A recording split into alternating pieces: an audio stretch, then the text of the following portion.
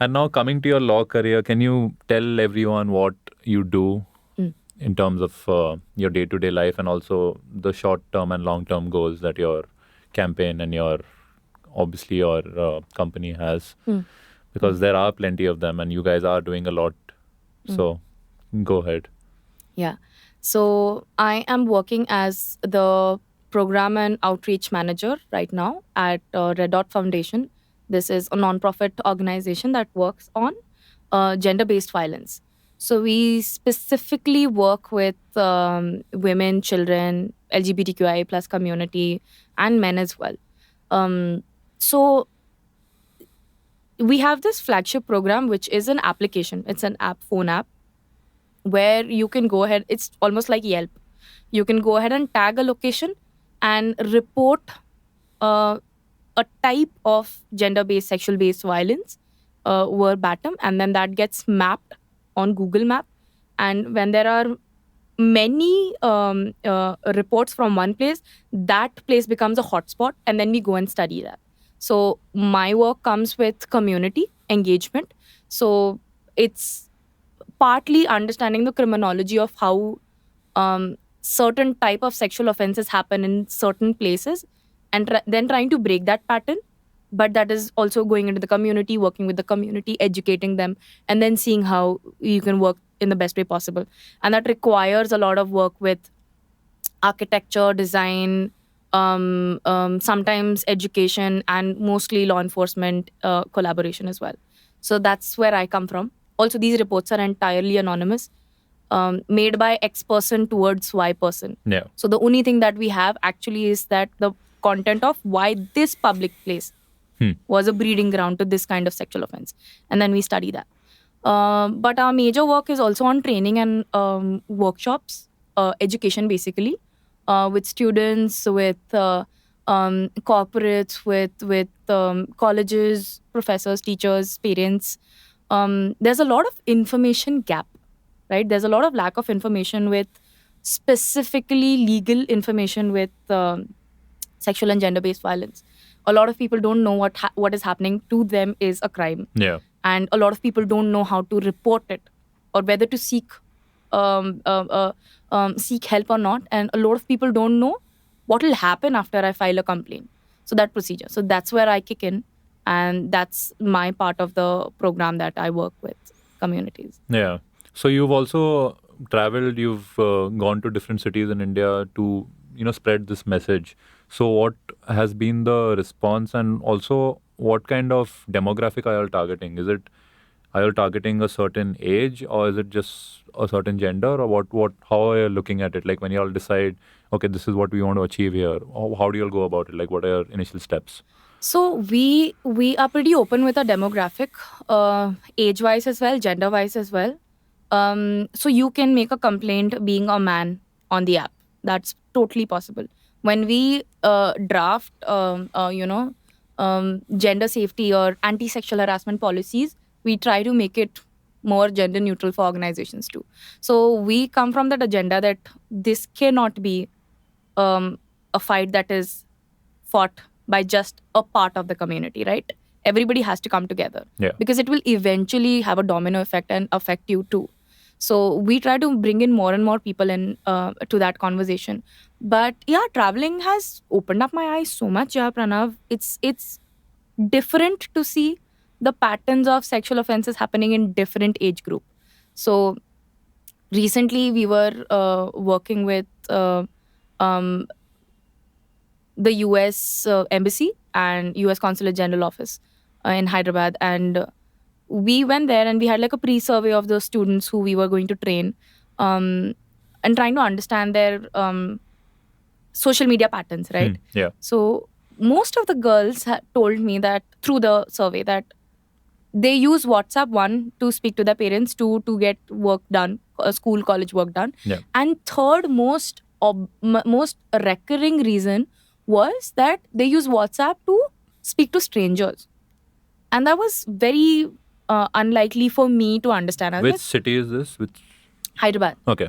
So I was like, this is quite strange. I don't understand how kids are talking to strangers. But then we went there, we told them what is sexual offense, how to file an FIR, yada yada. The entire session went on. And after that, I spoke to these students and I realized that during pandemic, किसी को काम तो था नहीं, कोई घर के बाहर जा नहीं रहा है ना, तो कुछ कुछ बच्चों को, मतलब सभी को आ रहे थे, पर कुछ बच्चों को ऐसे रैंडम लड़के कॉल करते हैं व्हाट्सएप पे, हेलो क्या मैं शीतल से बात कर सकता हूँ? नहीं शीतल नहीं है, अच्छा आप कौन बोल रहे हैं? ओ अंजलि, कितना प्यारा नाम है आपका। वो कहाँ पे रहते हो आप, क्या करते हो? They start this conversation. And for girls, anyway, you don't have anything else to do, right? Phone has become your entire, it's like a limb, right? It's like your third hand. So it was so difficult for them to not respond or not be friends with these, because क्या है, phone पे तो क्या ही होगा? Yeah, that's true. Phone पे offense होने वाला offense को मेरे दिल पे तो नहीं छुएगा ना. But that is wrong. These guys were, obviously some of them were sending inappropriate photos and messages to these girls. Some of them didn't like it, but other girls didn't mind it. So then what happened was that there were instances where these men would ask the girl to bring her friends together and have a WhatsApp group, and then everybody would pair up with each other. And then when we went to Nalgonda and we spoke to the IPS officer there at Nalgonda, we realized that a lot of sex trafficking was happening through this. Through a random person texting you, calling you. Yeah. Empathizing with the idea that your parents don't love you and all they want you to do is work and study, and how they support your brother more and you deserve more love. Come to my city, stay with me, I will give you love. And that's when these girls would run out or attempt to, run away and all that stuff.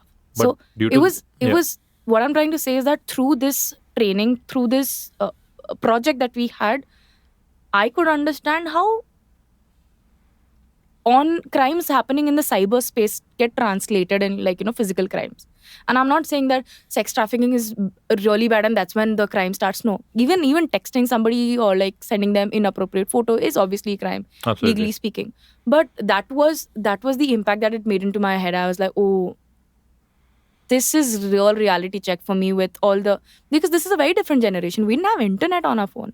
We had limited text messages and our phones weren't that savvy. Yeah. So, wo to tha hi. But what age is this you're talking about? People at what age? In their high school? Yeah. Wow. Okay. That's rough. And are the cops aware of it? Are they doing anything? Not high school, 18 above. Okay. But still, I mean, are the cops aware of all this? Are they assisting you all in any way? Yeah. Has it helped you guys catch anyone? So that's not the space where we work, Shane. We don't work on resolving a individual's crime. Yeah. We work on the projection of the aggregate of what the mass is saying. So we don't have the capacity. It's a very small team. Our intentions at the moment are not to get into litigation or in a space where we work with individual cases, but we work with an accumulation of these cases. So I would say that my study was to understand and educate the girls on what is cybercrime and how to stay away from it. But I don't have the capacity to help that one individual who was trying to, run away. Okay. But if that individual comes to you looking for help and all, then what are the next steps? How do you help them? So even on the application and even with ourselves, we have partner litigation firms that work on these issues, and then we can route them to those organizations, and then they can go ahead and help them out legally as well. Okay. So that's there. And you said that the US embassy is also involved in this in some way, in helping you guys set your app up and all of that. Not helping the app up, but coming up with projects. So they help us develop community-based projects, because obviously these embassies also have an intention to do good work in the countries that they're set up in. So we work with the US, we work with Swedish embassy, we work with Australian, Irish, French at the moment. Yeah. Okay, and are any of their representatives coming here to see the picture on the ground? Yeah, of course. Of course, they are a part. They're involved in it through and through. Yeah, unka paisa laga. That's true. So the funding is coming from their governments. Yeah. And what are they gaining out of this? Why come to India? How is it benefiting them? So they are already established in India, right? These are embassies that are already there in India. And through their structure of government, even India, if it's established in US, has to do some kind of a, community work, social work for the country that they're set up in. Yeah. So I think that's the intention that they come with. And it's a very nice space internationally speaking as well with each government trying to help out other countries' government or other countries, you know, social issues at the moment in Okay. whatever capacity they can. And where do you see this going? Like, what are the long-term objectives? What does your organization plan to achieve in So the next 5 or 10 years? so currently we are